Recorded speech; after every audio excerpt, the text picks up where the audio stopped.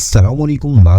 ناظرین London plan تو یہ تھا کہ نواز شریف کے تمام کیسز معاف کروائے جائیں گے، نواز شریف کو پاکستان واپس لایا جائے گا اور پھر چوتھی دفعہ وزیر اعظم بنانے سے پہلے عمران خان کو جیل میں ڈال دیا جائے گا، ان کے بغیر الیکشن کروائے جائیں گے اور نواز شریف کو مسند اقتدار پر بٹھا دیا جائے گا۔ ایک پلان 21 اکتوبر کے بعد بھی بنا، اس پلان کی ناکامی کیسے ہوئی؟ اس حوالے سے سینئر صحافی سمینہ پاشا نے لکھا کہ اب لندن پلان کے بعد اکتوبر پلان بھی فیل ہو گیا ہے اور اس میں قاضی فائز عیسیٰ کے لیے ایک بری خبر ہے۔ یاد رہے کہ پی ایل ایم کی جانب سے اپنا جو پارٹی منشور جاری کیا گیا اس میں کئی عینی ترمیم کرنے کے حوالے سے پارٹی منشور میں بلند و باند وعدے کیے گئے، جس میں ایک وعدہ یہ بھی تھا کہ چیف جسٹس کی مدت ملازمت میں توسیع کی جائے، اس کا فائدہ جسٹس فائز عیسیٰ کو ہی ہونا تھا اور پلان یہ تھا کہ تحریک انصاف کو جیل میں ڈالنے اور پلے کا نشان واپس لینے کے بعد نون لیگ کو 2/3 اکثریت ملے گی، جس کے بعد وہ آرام سے عینی ترمیم کر سکیں گے اور پہلی عینی ترمیم اس سلسلے میں کی جائے گی۔ چونکہ بلے کا نشان واپس لیا تو تحریک انصاف کو دیوار سے لگایا، نون لیگ کو کھلا میدان دیا گیا تو تحفے کے طور پر عینی ترمیم کرتے ہوئے مدت ملازمت میں توسیع کر دی جائے گی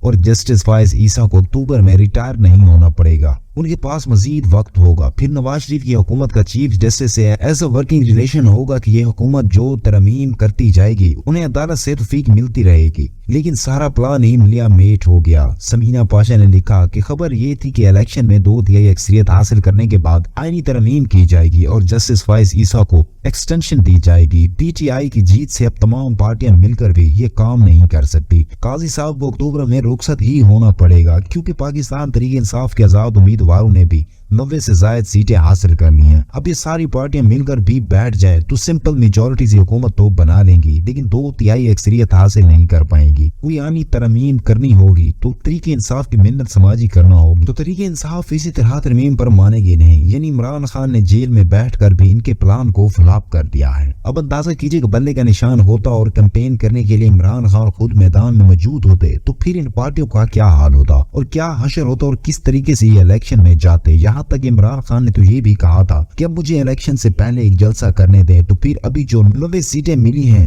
یہ 190 بھی ہو سکتی تھی، اب آئینی ترمیم بھی نہیں ہو پائے گی اور سارے پلان بھی ملیا میٹ ہو جائیں گے۔ دوستوں، مزید خبروں اور اپڈیٹس کے لیے ہمارے ساتھ جڑے رہیے اور دیکھتے رہیے اڑان نیوز HD۔